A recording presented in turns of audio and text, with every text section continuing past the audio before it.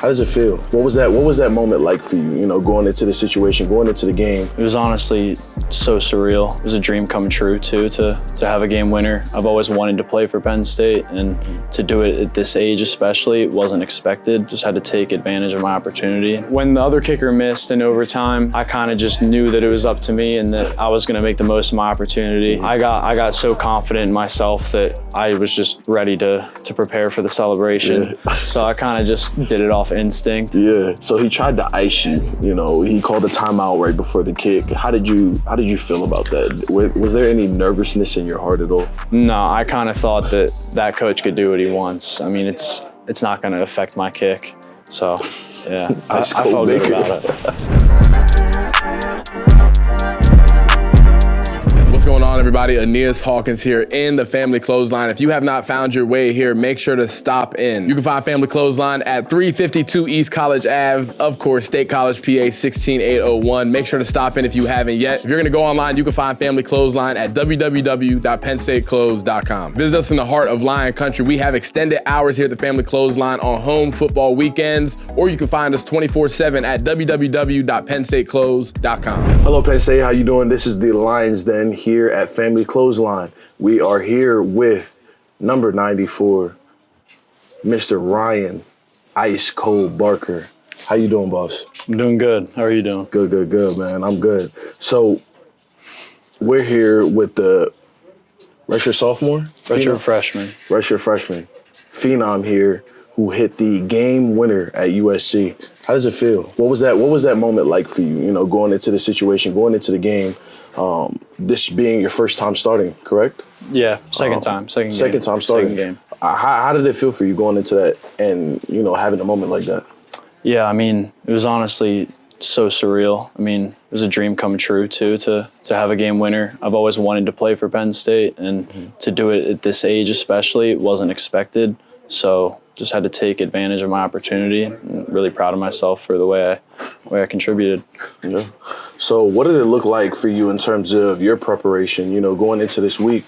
This is your second time starting. You've only had a couple kicks before this. What did that preparation look like for you this week? Yeah, so I practiced a ton of visualization, just imagining myself making the kicks on the field at USC, just taking care of my body as much as I could. And yeah, just executing on the field. Okay, good. So I want to transition here. Not many people know too much about you. Where are you from? How did you get started? What was your journey here at Penn State? Yeah, so I'm from Kennett Square, PA. That's like right near Delaware, but it's in PA, on the PA border. Yeah, I heard of that. Yeah, so I started kicking my freshman year, kind of as a joke. One of my good friends' dads just said that I should try it out because I always played soccer. I always had a pretty big leg playing soccer. And so I went out to my local high school the summer before my freshman year started. I just started kicking footballs, and then a custodian that was cleaning the field saw me and called the head coach of the football team. And that's like one of those dreams, like, you're hooping in your front yard. It really is. A coach sees you and he calls another coach, and now you're a kicker here at Penn State. Yeah. So he showed up, asked me where I went to high school, said I wasn't in high school yet. He was surprised by that. When I told him I was going to Kennett, his eyes lit up, and he told me that I needed to play for the football team. So it all kind of just started from there. Sheesh, wow, that is incredible. So it was just there was no warm up to it. It was just we want you here kicking. Yeah, it was probably 2 or 3 weeks before school started. So did you play any other positions in high school, or did you primarily just focus on kicking? I just kicked and punted. Yeah, my parents didn't let me play other positions. Okay, so if you had an opportunity to do it again, right, and you had to play another position, on the football field, what position would you play? Honestly, I would have to go tight end just because I'm not the fastest, but I do have a little bit of height. So I think that'd be my best chance at succeeding on the field as a non-specialist. So are we talking like Tyler Warren level, or what's the? Not even collegiate ability. Not even collegiate ability. Yeah, we got to talk to Coach K, try to get you on some packages, man. I mean, starting from you. So did you play any other sports as a child? I mean, growing up, you said you played soccer. Was there any other loves for you? No, so I started kicking a soccer ball before I could even talk, according to my parents. They kind of just forced it on me. We went to a park one day, and I supposedly just started kicking around a ball, and that's all I played my whole life until I started football. So I was just soccer through and through. So who was your favorite soccer team coming up? Manchester United. Who's on Manchester United that's like elite at soccer that you look up to? Current or past? Because there's way more past. Past. David Beckham is one. Wayne Rooney was my idol growing up. He was my favorite. Marcus Rashford's there now. He's one of my favorite players. I'd say those three. So we have a couple good FIFA players on the team. Out of those FIFA players, like where would you say you rank yourself on the team? I got to be the best. I mean, I grew up only playing soccer, and that translated to video games. Yeah. I only played FIFA my whole life, so I'd like to back myself against anyone, probably. Okay, I think Meatball would have some words for that. Javen Williams, by the way, he says he's the best. That's questionable. Okay, so you were here last year for, Coach Collins. What has the transition been like from Coach Collins to Lustig? Yeah, I mean, I would say that I didn't change much of what I did. I just, from being here longer, being able to have Alex Falcons there as an older guy, being a mentor, just leading by example, kind of picked up a couple things from him and just put it into my own game. So it wasn't too tough of a transition, but yeah. Now, we've had some incredible kickers here in the past. You mentioned one of them, Alex Falcons. Have you had a chance to talk to any other kickers, Jordan Stout, and, among them, have you ever had the chance to talk to any of them? Yeah, so when I was in high school, the winter of my junior year, I went to a Coles kicking camp. That's like the main base for kickers and punters to get recruited. It's where you get your rankings and your stars and all of that. Yeah. And so I went to one of the camps, and it happened to be the same weekend as some NFL guys were down in Florida for the camp doing their own like NFL prep, and Jordan Stout was down there. Yeah. And so they randomly assigned each kid with a random mentor. There were tons of guys there, and I happened to get with Jordan. And this was this was before I really thought that I had a chance to play here. So when he sat down with me and digested my film with me, that kind of made me fall in love with Penn State. So yeah, that was the only time I've ever spoken with Jordan. I keep in touch with Falcons a lot, but those are the two that I've spoken with. That's good. So, I mean, we're talking about league kickers, looking at the league right now, there are some incredible kickers. Who would you say is in your top 5 for kickers? I would say, honestly, Tucker's first, even though this season he hasn't been as good, but he's the go to kickers. He has to be. He has to be. Harrison Bucker's definitely up there. I would say Evan McPherson, too. He's really good. Jake Elliott. That's an all-time great right there. If I had to pick one more, I don't know. I'd go Cameron Dicker on the Chargers. Dicker? Yeah. That's a good list. That's a good list. Shout out to my dog Chris Stoll, man. Number 90. Well, he's long snapper for Seahawks. Shout out to him. That's my guy right there. So, Barker, what is it like being a kicker here at Penn State? How does it feel? What is it like? What does your day-to-day look like? Yeah, so, I mean, apart from practice, we do everything else that the rest of the team does, but during practice, we have probably a fourth of the periods dedicated to special teams that the rest of the team has. So we have to take full advantage of those in front of all the coaches, especially Coach Franklin. And then while we're off on our own, it's stretching, doing mobility, and then the rest of the time is just up to us, what we want to do, whatever we're feeling we need to improve on, and et cetera, Yeah. So, how do you deal with the pressure? You don't really have an opportunity to practice or get some reps in the game until it's time to go, and you have to make it every single time. So how do you deal with that pressure? Yeah, I think the biggest part of dealing with the pressure is the visualization part of it. Just knowing that I can make it and imagining myself in my head doing it over and over.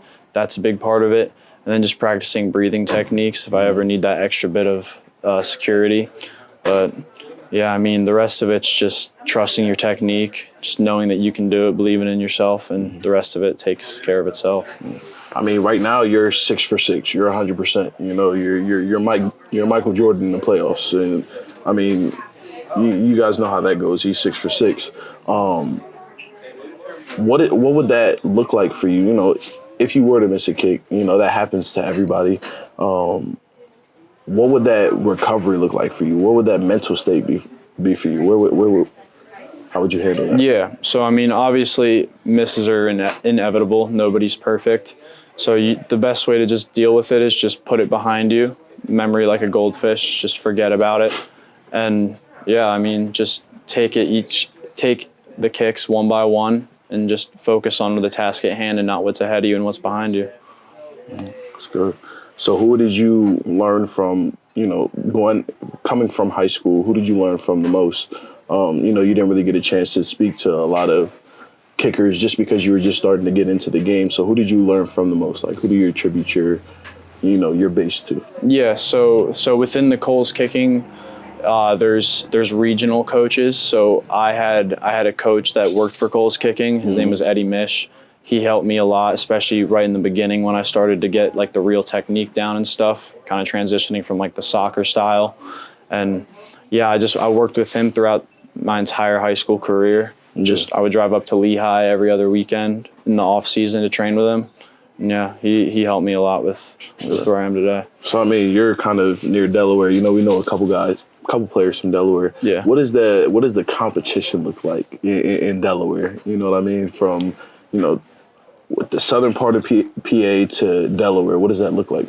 You mean like football, like high football schools? Competition. Yeah, like what does that look like for you? I mean, Delaware's definitely not as good. We've scrimmaged a couple Delaware teams in my high school career. I mean, Delaware's just so small, and PA's PA. Like PA football is always going to be great. So. Yeah. Oh, so going back to USC, did you see the guy that paid, what was it, $1,800, $1,500 to run out with us through the tunnel, through USC's tunnel? No, I had no idea until I saw it on social media. Yeah, no, I just heard, "Come on, boys," and I'm thinking that's just a random fan from the top. Whole time there was a video comes out and it's him running out the tunnel with us. Yeah. I thought that was crazy. Listen, if you're looking for your NIL jersey, Family Clothesline has what you need. Over 120 of the Penn State football players are exclusively working with Family Clothesline to bring to you their NIL jersey. Each one of Family Clothesline's NIL jerseys features the official patch that lets you know that these jerseys are the real deal, super authentic, and they directly benefit our Penn State Nittany Lions. Jerseys are available in both navy and white, and the sizes go up to 3X in both adult and youth sizes. This jersey program benefits the players in a great way. Make sure to go get yours at www.pennstateclothes.com. So in terms of just where you're from, did you always live there? Did you move there? Where are your parents from? How did you end up in PA? Yeah, so my mom's from Northern Jersey. My dad grew up in Delaware, and my mom went to grad school at UDel, and that's where my dad went to college. So that's where they met, and then they just never really left the area. So I was born in Delaware. I moved from Delaware to PA right before third grade. So I grew up in Delaware a little bit, right around the UDel campus. And yeah, I've lived in PA. I've lived in the same house ever since. Really? Yeah. That's crazy. So why did your parents not want you to play another position in college football? I mean, you have the frame. You're a larger individual. So why did they not want you to play another position? Yeah, I think the whole thought process behind that was my dad saw me as more of a soccer player at the time, and he didn't want to risk anything happening there. And then on my mom's side, it was just she didn't want to see her son get hurt badly. She didn't want her baby to get hurt.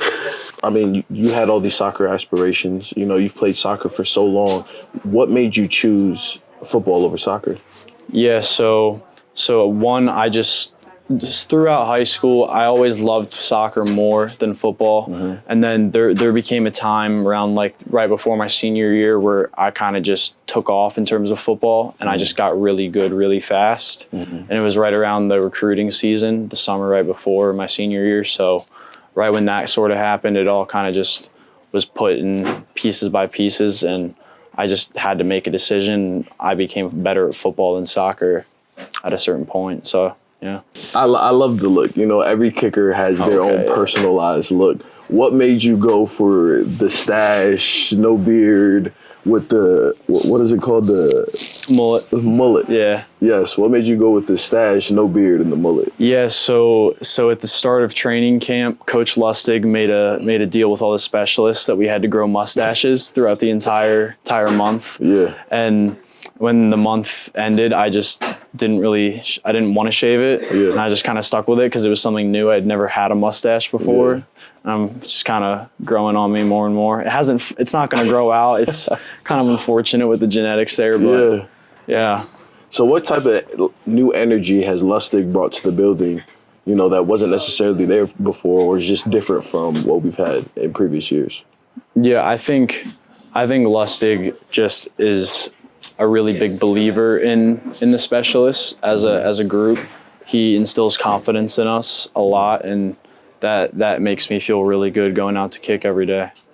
Good. I mean, how has he helped you specifically develop in your game, from a day-to-day basis, whether it's, how you kick or kicking it like this a certain way or different looks? How has he helped you develop in that way? Yeah, so I've never been the type of person to take a coach yelling at me well. I always kind of just shrivel up into a ball and just kind of panic. Yeah. So when Lustig came in, one of the first things he told us was that he doesn't care if we miss, just it's how we respond to the next one. And that kind of took a weight off my shoulders.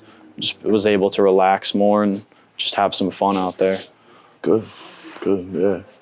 Hey, that's my dog, Coach Lustig. He has a lot of high energy.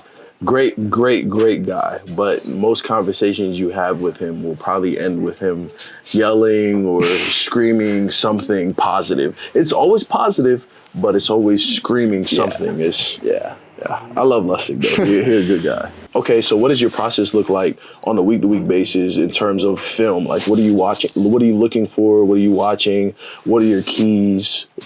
Get into it. Yeah, so there's not as much film for specialists to review, but I go more off of like a feel type of critiquing. So when I'm out on the field, if there's a miss in practice, I'll usually be able to feel how it felt off my foot, and I'll be able to self-correct it. And then if it's a reoccurring thing, I'll get with my kicking coach, Coach Sachs, and he usually helps me with the technique almost every time. So yeah, he always gets me right. How big a help has Sachs been just in terms of your play? Yeah, I think he's helped a lot. I mean, he's helped me become an even better kicker than I thought I could be. And he always just helps with certain reminders like staying calm, trusting your technique, and all that stuff. And that's something that not every college has, as a true kicking coach rather than just a special teams coordinator. Yeah. So what is something about special teams, from your perspective, that you think that people should know, or, something that they don't know about that they should know? Yeah, I mean, I think that people just overlook it. I mean, special teams is 1/3 of the game, whether you believe it or not, even though the plays are 1/3 of, maybe not even 1/3 of the whole plays of the whole game. So, yeah, I think it's just really important to not take it lightly, and it can win games for you. Yeah, I think people have been taking special teams for granted, especially in college football now, with the playoff system, and then now teams are playing at a different level with the transfer portal and everything that's going on. You see teams only winning by 1 or 2 points. I mean, you've seen it this past weekend, especially. You look at Ohio State and Oregon. If it wasn't for specialists, I mean, who knows what that game would look like, you know? And then you got Vanderbilt and Alabama. The list goes on. So, just know everybody appreciates you, man. And the nation appreciates you, yes, for sir. Sure. Last question. What went into your celebration after you made that game-winning kick? What went into that? Yeah, I mean, I kind of just so when the other kicker missed in overtime, I kind of just knew that it was up to me and that I was going to make the most of my opportunity. And I got so confident in myself that I was just ready to prepare for the celebration. So I kind of just did it off instinct. But I thought it would be a good celebration for an away game, silencing the fans. So he tried to ice you, he called a timeout right before the kick. How did you feel about that? Was there any nervousness in your heart at all? No, I kind of thought that coach could do what he wants. I mean, it's not going to affect my kick. So, yeah, I felt good about it. Ice Cold Baker. So what would you say to all those kids who are trying to be in your position, Penn State kicker, hitting game-winning field goals? Yeah, I mean, the biggest thing is just believing in yourself. I think that's the most important thing. If you have zero self-doubt, you can accomplish anything you want. And yeah, I mean, just staying the path. There were always kids that were better than me at a younger age, and by the time we all got to college, I was just as good as all of them. And that's a big thing, just believing in yourself and just trusting your own process and never compare yourself to anyone else. The coldest in the game. So this has been Ryan Ice Cold Barker here, number 94, Penn State kicker, USC game sealer. This is State Media. Please like, subscribe, share, everything in between if you haven't already. And I want to send a special thank you to Family Clothesline for sponsoring us today. We appreciate you so much. We'll see you next time.